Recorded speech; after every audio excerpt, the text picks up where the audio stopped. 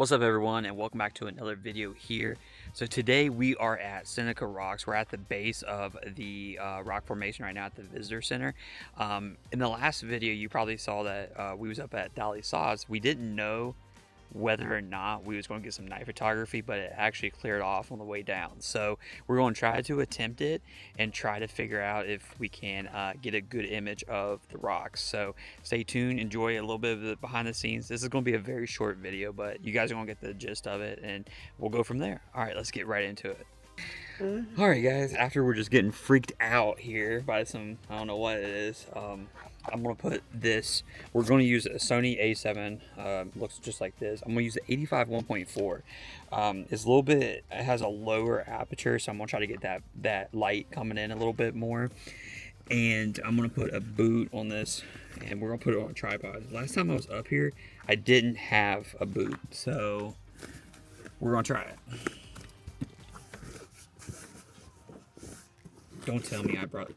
Oh, got it. Okay, so real simple. A boot is just like, this is what goes on a tripod. It just attaches, just universal right there. Just like so.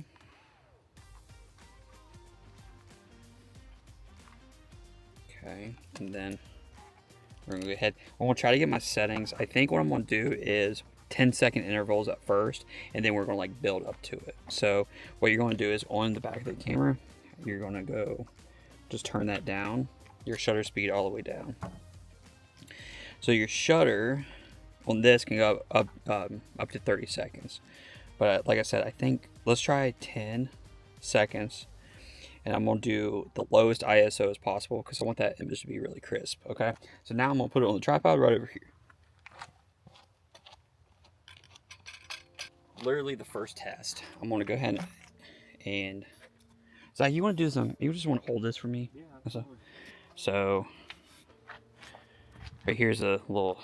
Let's see. Let me bring that down. Yep. You can just hold it right there, or watching me. Okay. All right. Let's try this for the first time. So what you're going to do is, we're going to go ahead, and if you want to come over here and see what I'm working at. I don't know if you can see it or not. This is 10 seconds, ISO 100, 1.4 aperture. So we're gonna go ahead and initiate it. And the hardest part,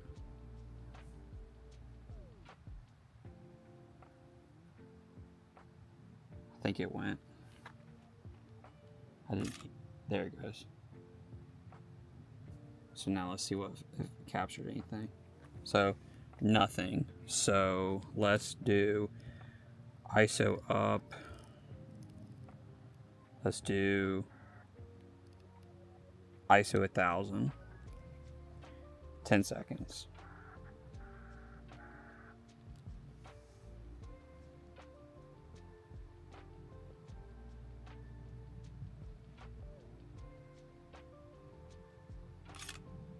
Okay, so now we have an image to base off of. So if you can,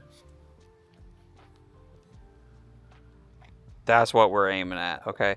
So you can see it's a little bit blurry. We are going to fix that. We're going to tighten it up a little bit. And I know now I got to bring my tripod up a little bit. Okay, so now we kind of know we're starting to get bits and pieces of the puzzle. And that's the thing. It's all like, you have to have a lot of patience when you're doing night photography, because it's not so much as about just clicking. You have to, it's a trial and error type of deal. So let's go back into it here. Okay, we got ISO 1000. I think that was bright enough because I'm gonna stack it, but what I'm gonna do is I'm gonna go up to 20 seconds. So we're doubling the shutter speed now and going up to 1000 ISO. And that already, you can barely faintly see it on the viewfinder of it. So now it kind of helps it out just a little bit. So let's go ahead and initiate it. Okay, hopefully it's in focus here. The hardest part for me is just focus. So let's see what happens.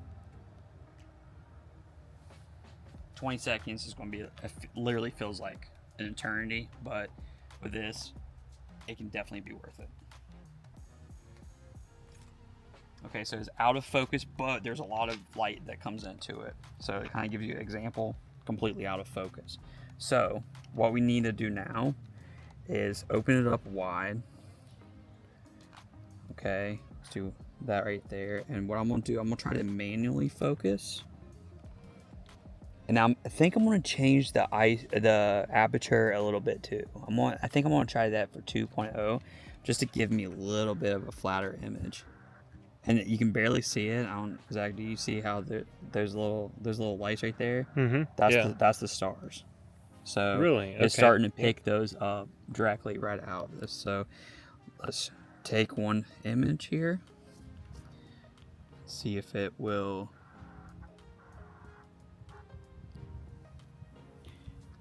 The hardest part is literally just the focus part. And I'm doing 30 seconds on this at the highest ISO. So it's going to be super grainy, but it gives us another starting point of figuring out what's too much and what is not enough. So finding that individual part, that's the sweet spot. And what's crazy too is like longer in the night, the stars, they change and your light changes as well. So okay, so now check this out. So now we have a super bright image now. The rocks are clearly visible on it and stuff. So I think, there you go, yep. So it's clearly visible. You wouldn't even tell that is literally right up there. So now we know what to do. Okay, so let's bring it down to 16,000 ISO. And let's try that. So as the night changes and the stars change, you're gonna have to make small adjustments over time. Super, yeah. So we're early into the night right now. It's only 10 o'clock. So the best time, honestly, you probably want to do this is like 1 o'clock in the morning. But Zach and I have been hiking all day. We've been to a couple spots, and we're just trying to like crank out some content, to be completely honest and stuff. So, but it's definitely doable. We can still get a good image regardless. And then, okay, we are really playing with something good here. Now you're starting to see some sharpness and some detail. Okay, so this part right through here, you can see the trails. Once star trails are starting to begin, you're knowing that your shutter speed is going a little bit too long if you just want that simple shot. Okay, so what I'm going to do now is I am going to change the white balance to auto, because I'm getting close to my image now. And what that's going to do is going to make the colors in the background of the sky a little bit more natural. I'm going to change the ISO down to 1280. And then I'm going to go to 25 seconds instead of 30.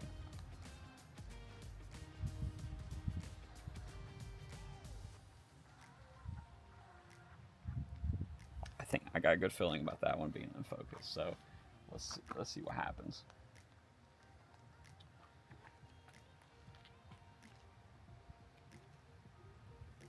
And we got, like, I know I can see it, and Zach, you can probably see it too, but we have a really cool cloud formation on this left side of the rocks, and the rest is clear. So if we get this in focus, it could be a really cool dramatic photo. Dude, that is a good one, man. It's starting to come together. It is starting to come together. How cool is that? That is awesome. Look at that. And you wouldn't see that or any piece of that from where we're standing right here. Yeah. So what I'm gonna do is I'm gonna start fine tuning everything. I know I'm gonna go. Let me try 20 seconds, okay? And then I'm gonna go to the right a little bit, okay? And then I'm gonna change ISO down to 10,000. I think keeping the aperture 2.0 is working for us right now. And I think that was in focus. Now you can put this stuff in post, and you can change the sharpness, you can change the clarity, really make it dramatic, but I'm a photographer where I want to do as much as I can in the camera right here, because I think that's more authentic, it's more genuine to the viewer, and they're going to relate to it a lot more. Out of focus. So, trial and error. So, let's try that one. So you can only imagine some of these photographers, they're literally up in like freezing degrees, you know, in Iceland and the Arctic and everything like that. And then we're out here in like what, 70-degree weather in West Virginia in June. Yeah, it feels nice here, so we can make those adjustments to this to get this perfect shot. Out of focus again. So let's try.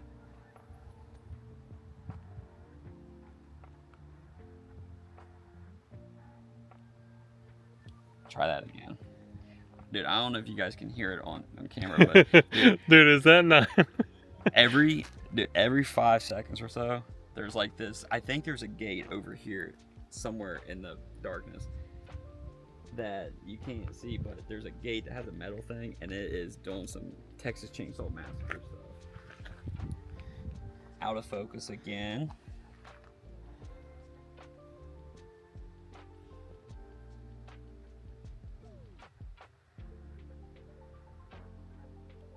Try that one.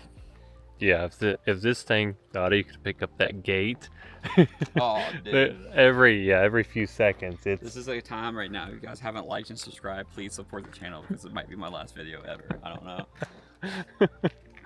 know. Can you see me pretty well on it? Yeah. Yeah. Yeah, you have a little bit of that background light from the stairs as well. So, I mean, I think the black shirt doesn't help. That's night, but I'm pale enough for it. So. Yeah, I mean, you can see it decently well. Oh, wait.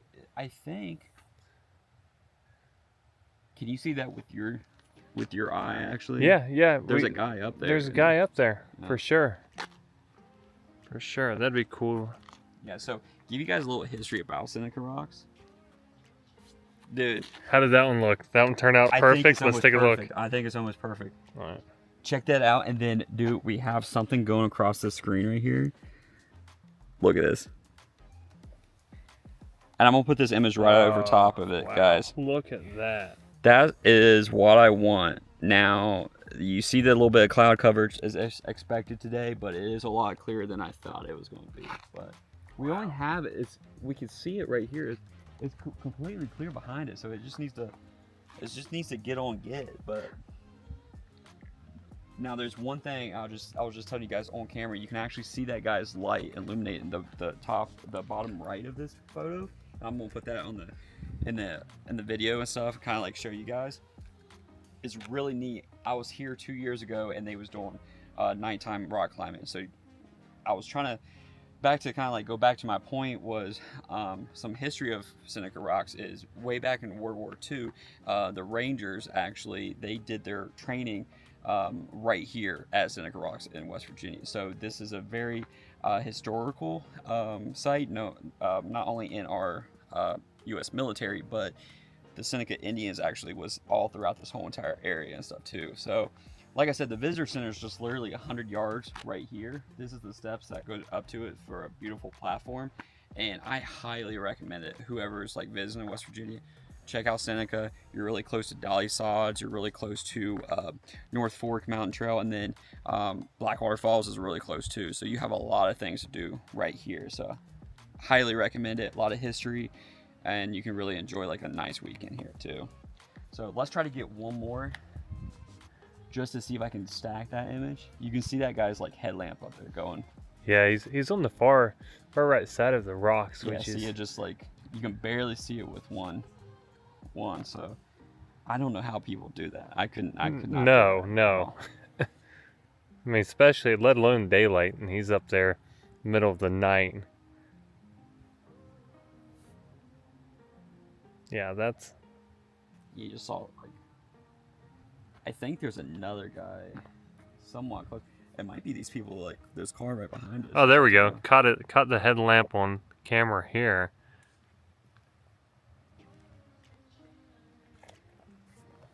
Yeah. Let's see how this turned out. Slightly a little bit blurry, but dude, the cloud's gone now. So if we get this one in focus, we are good. I'm gonna tilt it up just a little bit more. Oh, you see it? On the... Yeah, you can see.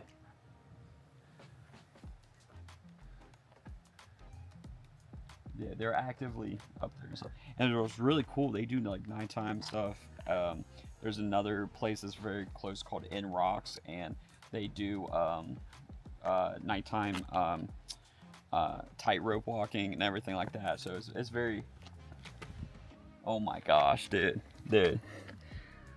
Look at that. Now we got like a nice little star streak. I have no idea what that is.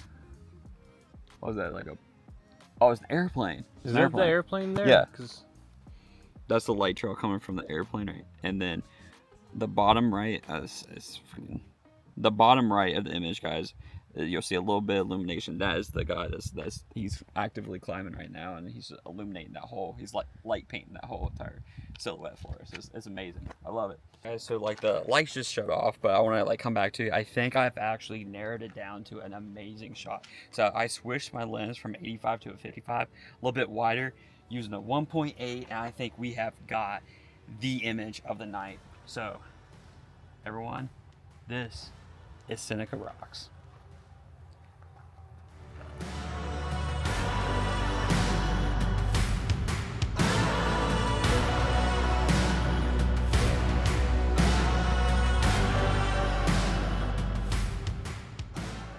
Like I said, this is kind of like a different type of video, but it wasn't going to be too long. We'll probably spend another like 15 minutes here, but I hope you guys enjoyed it. I'm going to put all these images at the end and stuff, like I always do, all the settings, and I hope you guys learned just a little bit about night photography. I want to dive a little bit more into this and go to more places here and around the state. And yeah, if you haven't already, like and subscribe, and never stop creating. We'll see you next time.